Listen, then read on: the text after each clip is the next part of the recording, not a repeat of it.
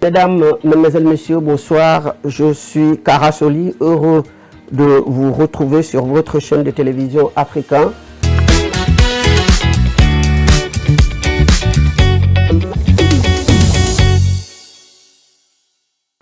Pour inviter dans cette nouvelle émission Face à l'Afrique, l'écrivain Jean Blaison. Bonsoir, Monsieur Blaison. Bonsoir, Monsieur Soli.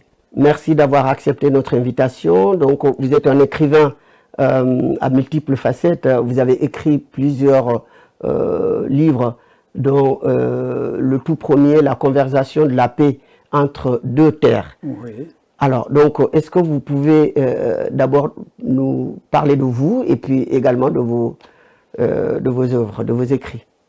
Monsieur Soli, je vous remercie. Je suis d'abord très heureux d'être au studio de Face à l'Afrique.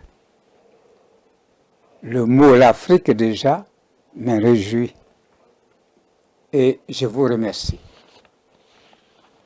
J'ai écrit La conversation de la paix entre deux terres. C'est un livre, mais avant de parler du livre d'abord, je vais parler un peu de moi, si vous me permettez. Je suis esclave français. Je suis né le 15 juillet 1932 à Keukloubli, l'ouest de la Côte d'Ivoire. Et je suis un enfant des travaux forcés à l'âge de 8 ans jusqu'à 13 ans. Je ne me donne pas comme un aristocrate de l'écriture de la langue Molière, mais je me débrouille parce que je n'ai pas été à l'école. Donc, je suis un autodidacte. J'ai fait 4 ans de l'école primaire. Au C2, j'ai arrêté mes études parce que j'étais vieux. J'ai été à l'école à l'âge de 15 ans. Donc, pour continuer, ce n'est pas possible. Mais, je me suis battu pour pouvoir rattraper la vie. Parce que la vie, il faut se battre pour pouvoir la voir en main. C'est ainsi que j'ai réussi à écrire tous ces livres aujourd'hui, à avoir des postes d'emploi et tout, mais je n'ai aucun diplôme. Mon diplôme, c'est le diplôme que j'ai, c'est la dactylographe.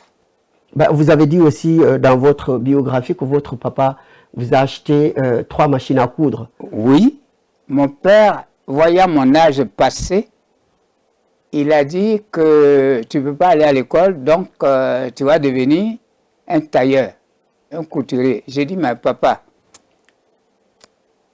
la chemise que tu portes et celle que on achète au marché de Bouaké, c'est pas pareil.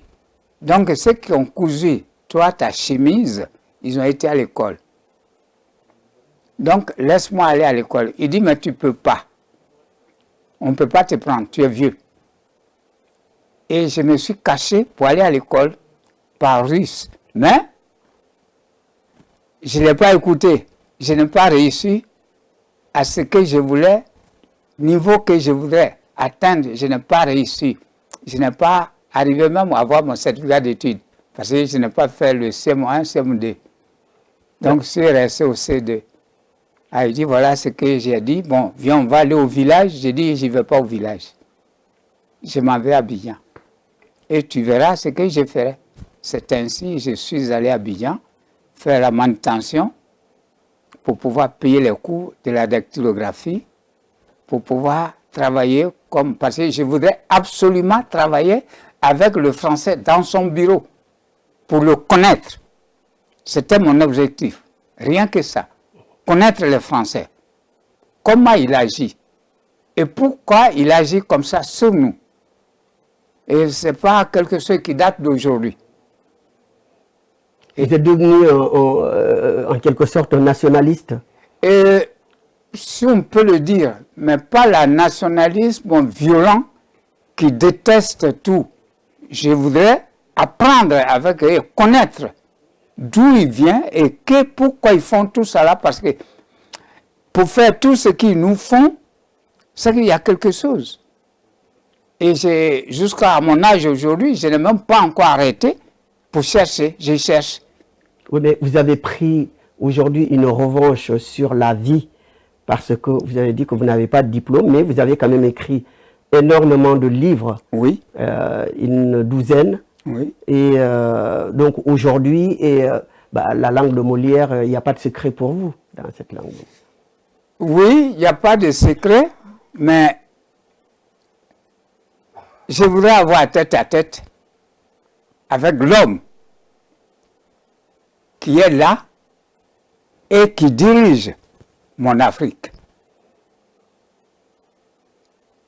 Voyez ce que je veux vous dire? Oui. Hein? Ça me fera un grand plaisir. Là, je dirais que je suis arrivé. Si je ne suis pas arrivé à être face à face avec la personne qui dirige mon pays... Mais c'est qui cette personne? Cette personne, il se trouve en France. Celui qui dirige votre pays? C'est lui qui dirige le pays, il se trouve en France. Il n'est pas en Afrique. Et celui qui dirige l'Afrique, il se trouve en France. Donc ça veut dire, pour vous, l'Afrique n'est pas indépendante? L'Afrique n'a jamais été indépendante. Vous rêvez ou quoi? C'est un rêve que vous avez. Vous avez un rêve. L'Afrique n'a jamais été indépendante. Si l'Afrique est indépendante, moi je peux vous poser la question. Comment on peut prendre quelqu'un dans l'avion ici à Paris pour dire on va aller remplacer le président qui se trouve au Tchad? Non.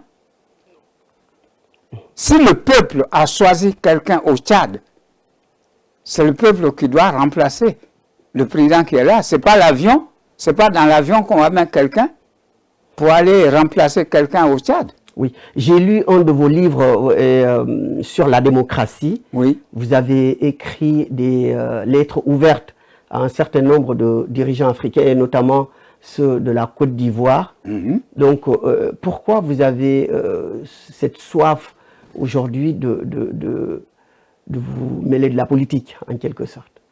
Je n'aime pas la politique. Seulement, je fais un appel aux gens. Parce que ici, en Europe, on fait la politique. Est-ce que vous voyez les gens qu'on tue le matin au soir? Vous voyez les gens qu'on arrête le matin au soir pour mettre en prison? Ce n'est pas la politique. Et ici, on vous dit, bon, vous êtes là-bas, dans les colonies, si quelqu'un veut parler de nos intérêts, il faut que vous arriviez à le fermer, à le vitrifier, pour que personne ne parle. Moi, le président qui est à Abidjan, c'est un président.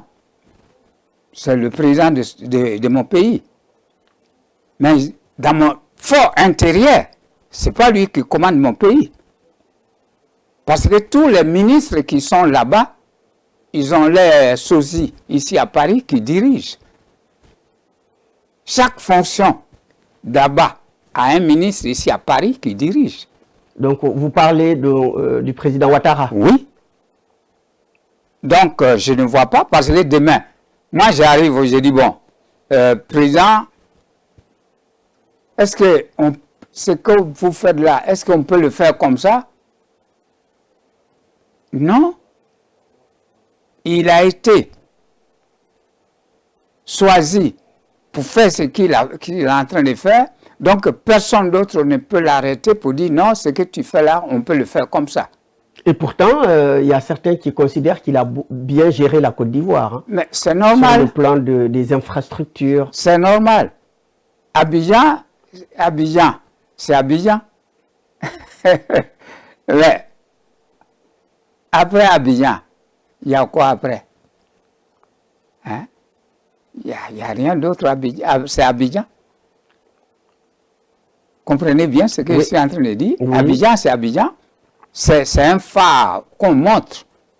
C'est une facette qui est là pour dire qu'il y a du travail fait. Donc pour vous, tout ce qu'il a réalisé, c'est uniquement sur Abidjan. C'est sur Abidjan. Et il n'a rien fait Il y a à pas- l'intérieur du pays. Non. Non. Donc, Il n'a pas, c'est pas qu'il ne peut pas le faire, mais on lui dit de faire Abidjan. Pourquoi il fait Abidjan?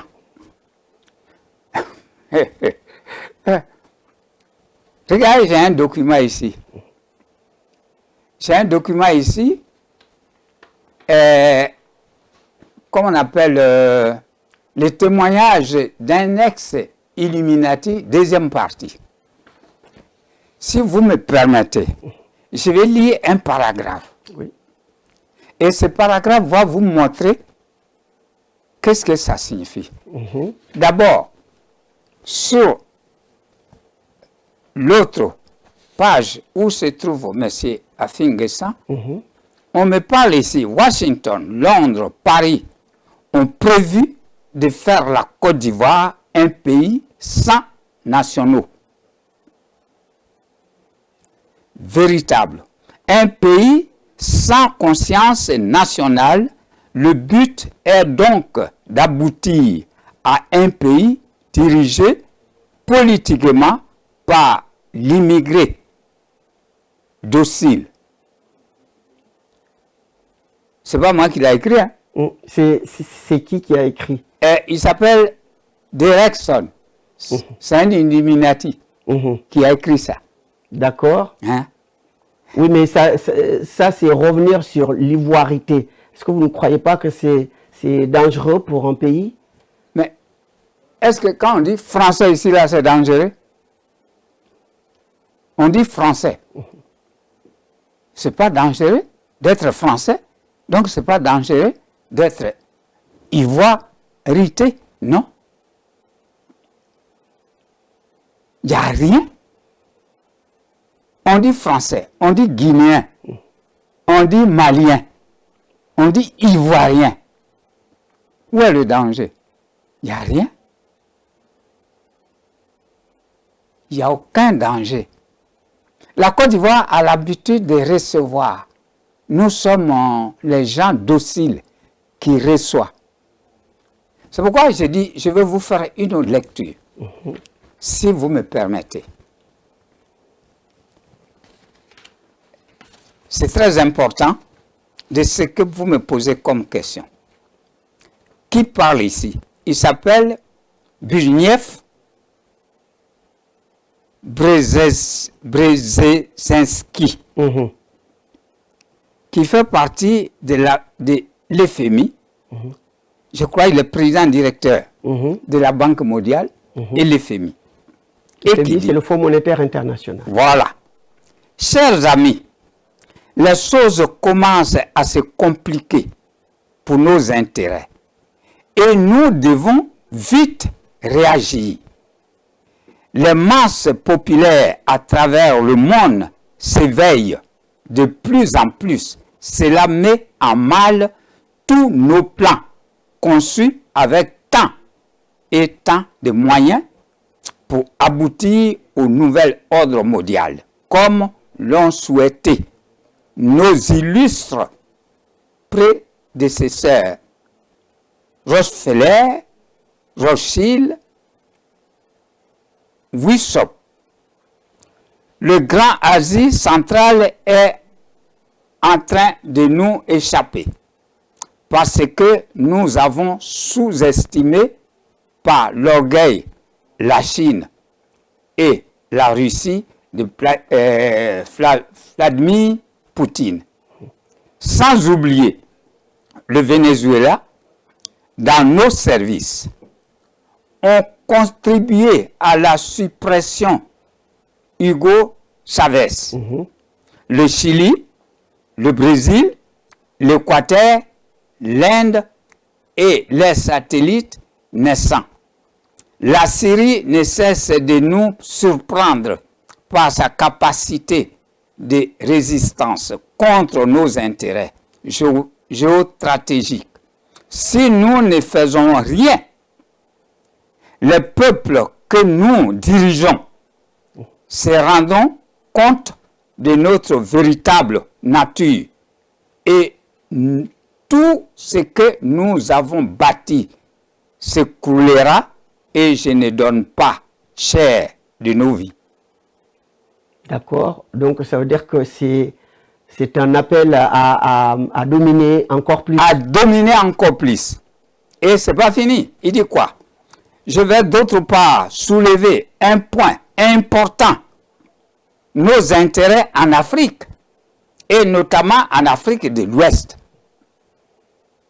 avec le golfe de Guinée, riche en hydrocarbures, risque aussi de se compliquer.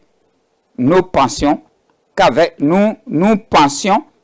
qu'avec la déportation des leaders politiques de la Côte d'Ivoire à l'A Haye, les choses s'arrangeraient avec notre homme que nous avons placé coûteusement à la tête de la Côte d'Ivoire. Donc, est-ce que vous ne croyez pas que c'est une manipulation, ça? Non, pas du tout. Donc, c'est une réalité. C'est une réalité parce que si c'est une manipulation, comment quelqu'un, le peuple, a élu pour la première fois dans l'histoire, c'est là le bonhomme qu'on a élu et qui a été déclaré par le Conseil constitutionnel pour dire que c'est le président du peuple qui a fait un mandat. Et dans son deuxième mandat, qui a gagné encore les élections, et puis on dit non, il faut qu'on enlève. Et si j'y vais en loin, lorsque mon frère Ouattara est venu, il est venu simplement pour remplacer Houphouët-Boigny. Ce n'est pas pour que quelqu'un d'autre passe. Et ce coup d'État a été tenté par la France et ils n'ont pas réussi. Jusqu'à Gueye est venu, il y a eu un coup d'État, Gueye est venu, et le coup d'État qui a été fait, ce n'est pas Gueye qui a fait le coup d'État, c'est la France qui a fait ce coup d'État. Mais il ne trouva pas quelqu'un pour camoufler ce qu'ils ont fait. Ils ont appelé Gueye de prendre un coup d'État, mais il ne faut pas qu'il reste là. Il faut qu'il signe 10 mois. Gueye est venu, il n'a même pas fait 10 mois, il a fait 9 mois et demi. On dit, bon, tu quittes là. Il dit, non, je vais me présenter. On dit, non, c'est une audition entre eux que Ouattara doit se placer. Et cela n'a pas eu lieu. Gbagbo est venu, il a concouru avec Gueye, il a gagné. Et voilà. Mais il a fait 10 ans au pouvoir, Laurent Gbagbo. Laurent Gbagbo a fait 10 ans au pouvoir par les risques. Vous devez le savoir. Vous êtes africain. Oui. Vous devez le savoir. Que Laurent Gbagbo, les 10 ans qu'il a fait, il n'a même pas travaillé. Il a été élu 2000. En 2001, déjà, la France préparait les rebelles au Burkina Faso. En 2001. Et lorsqu'ils étaient prêts, ils sont venus en 2002 pour faire le coup d'État qui a échoué. Et en 2002, la France a divisé le pays en deux. Et Laurent Gbagbo, il est au sud, la France au nord et au l'ouest, pour pouvoir toujours les intérêts, pour pouvoir les prendre. Donc, selon vous, c'est tout cela pour pouvoir mettre Ouattara au pouvoir? C'est pour l'installer. Et la preuve, c'est pas, comment on appelle, l'ONU. C'est pas l'ONU qui installe quelqu'un. C'est pas l'ONU qui proclame les résultats des élections. Le président a été élu. Il est installé. Et 3 mois plus tard, l'ONU programme que c'est Ouattara qui a gagné. Et c'est l'ONU. Est-ce qu'en France, c'est l'ONU qui programme les élections ici? Non. En Allemagne? En Suisse? Non. En Belgique? Et pourquoi chez nous? Mais tout ça, M. Blaiseau, tout ça, c'est du passé maintenant. Oui. Donc, maintenant, pour l'avenir, par exemple, donc, qu'est-ce que vous pensez pour l'avenir? Est-ce que, à votre avis, cette ancienne classe politique ivoirienne ne doit pas aller à la retraite et laisser de la place à la jeunesse, aux jeunes? Vous savez, dans notre jargon, on construit une natte sur l'ancienne. Si l'ancienne n'est pas là, la natte que vous allez fabriquer, elle est fausse. Si on enlève, on dit on enlève. La France a enlevé les vieilles personnes. On a mis M. Sarkozy, comment il s'appelle, M. Macron. Macron. Et aujourd'hui, qu'est-ce qui se passe à l'Assemblée? Et aujourd'hui, tout le monde crie contre Macron parce qu'on dit qu'il a laissé l'Afrique partir. Oui, mais ce n'est pas parce qu'il est jeune qu'il y a ça. Si, parce que quand on est jeune, primo, on croit tout savoir.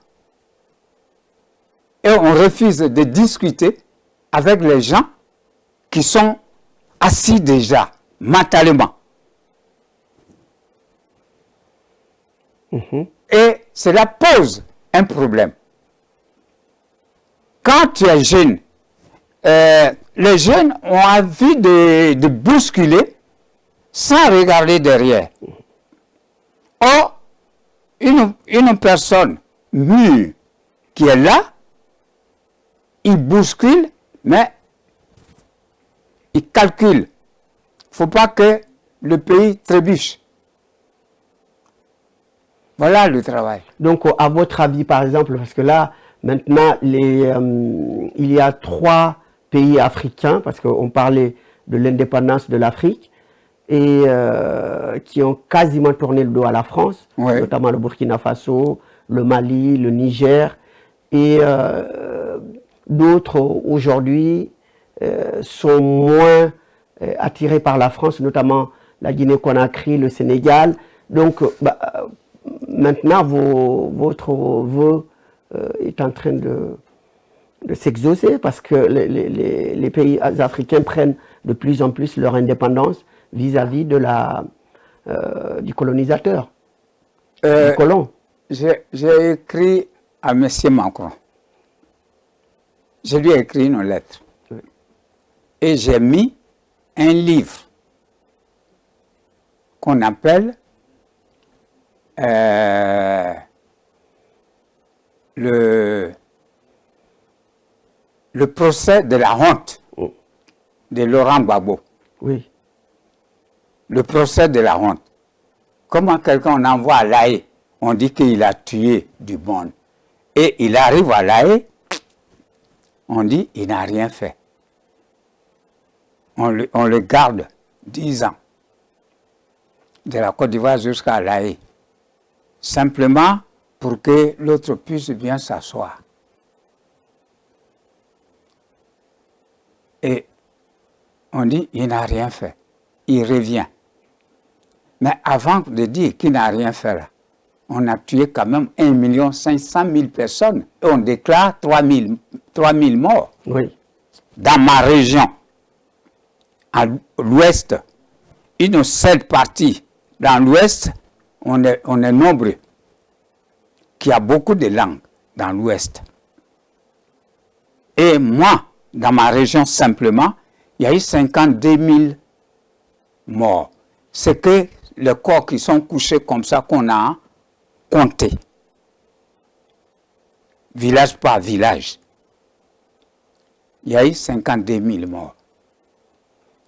Mais est-ce qu'il n'est pas temps maintenant de faire la réconciliation? Mais bien sûr, ça, on n'est pas là pour être aîné. Chaque fois, le passé, c'est passé. Mais c'est dans l'histoire qu'on arrive à construire la nouvelle chose. C'est pourquoi on en parle. C'est pour qu'il ne faut pas que ça se répète. Mais si on ne dit rien du tout, ça va se répéter. Mais pour qu'on avance, il faut qu'on en parle. Parce que ça fait. C'est pas l'histoire qu'on apprend. On apprend l'histoire oui, à l'école. Aujourd'hui, donc, Laurent Gbagbo souhaite être candidat. Alassane Ouattara peut-être va solliciter un 4e mandat. Et il y a des jeunes comme Blé Goudé, comme l'ancien Premier ministre Afin Guessan. Il y a également l'ancien président de l'Assemblée nationale, hein, le jeune Soro Guillaume. Voilà, Guillaume Soro. Donc, est-ce qu'il n'est pas, ou même Cham, hein, est-ce qu'il n'est pas temps de laisser la place à ces jeunes-là pour pouvoir diriger la Côte d'Ivoire, comme ça s'est passé au Sénégal. Aujourd'hui, il y a une jeune équipe à la tête du pays. Souvent, dans la politique, beaucoup de gens font des erreurs. De dire, il faut laisser la place aux gens. Non, il faut concourir. Hein? On n'empêche pas de concourir. Donc, il faut concourir. Si la vieille personne passe, moi, je ne dis pas à Ouattara, il ne faut pas qu'il se présente. Non. Il peut faire son 4e mandat. Moi, je ne suis pas contre son 4e mandat. Je ne suis même pas contre lui. Mais qu'il présente la personne qui va concourir avec lui. Ils peuvent être 20 avec tous les jeunes qui sont sur place, qui veulent apprendre la politique et qui veulent diriger le pays correctement. Ils n'ont qu'à tous se présenter, que ce soit Papa Ouattara, mon petit frère, et puis Laurent Gbagbo, mon petit frère. Tout ce monde-là peuvent se concourir pour aller aux élections avec la jeunesse, Soro Guillaume, Blé Goudé, Afin Guessan. Ça, il n'y a aucun problème. Mais on ne dit pas, il faut laisser la place. Qui a la place? La place appartient au peuple. Vous n'aimez pas ce terme-là? Non, ça je n'aime pas, parce que la place, ça appartient au peuple. C'est le peuple qui décide. Ce peuple-là, on n'a qu'à le laisser, il n'a qu'à voter. Et que tout le monde aille, qu'il soit 20, 1000, ça, ce n'est pas mon problème. Accompagné avec Papa Ouattara, tout le monde n'a qu'à aller aux élections. Très bien. Donc, bientôt, nous arrivons au terme de cette émission très, très intéressante, hein, M. Blaison. Donc, maintenant, vos livres, si on veut se procurer de vos nombreux livres, parce que vous en avez écrit beaucoup, donc comment on fait? Il y a 2 qui sont chez moi. Au 37 rue vers Saint-Gétorix. Et ces 2-là sont aussi dans la librairie Tabara. Votre libraire, c'est Tabara. Tabara, dans le 10e, au 10 rue de Chalet, et 15 rue de Chalet. 15 rue Chalet, d'accord. Ouais. Vous organisez aussi des dédicaces, hein, de temps en temps? Oui. Est-ce que vous avez programmé des prochaines dédicaces pour le public? Bon, je n'ai parlé avec la librairie Tabala. Et on doit se rencontrer bientôt. Et puis, je vais faire une dédicace là-bas à la librairie Tabala. Très bien. Alors, donc, en regardant la caméra, on vous donne le dernier mot pour conclure. Je suis venu dans ces studios de face à l'Afrique pour parler de l'Afrique, que je chéris d'ailleurs beaucoup, et parler le monde qui nous tourmentent et parler de l'Afrique de l'Ouest qui est en ébullition et puis parler de mon Côte d'Ivoire. J'ai fait quelque chose de bref. Est-ce que c'est bon? Est-ce que c'est pas bon? Je n'en sais pas. C'est les lecteurs qui jugeront pour voir ce que j'ai dit, si ça correspond, si ça ne correspond pas. Et je remercie vous, M. Carasoli, qui a bien eu la présence d'esprit de m'inviter pour un peu discuter avec vous. Que Dieu du ciel vous bénisse. Je vous remercie. Merci M. Jean Blaison d'avoir accepté notre invitation et sur la chaîne Africain. Et nous vous souhaitons une excellente soirée et à très bientôt pour nos téléspectateurs.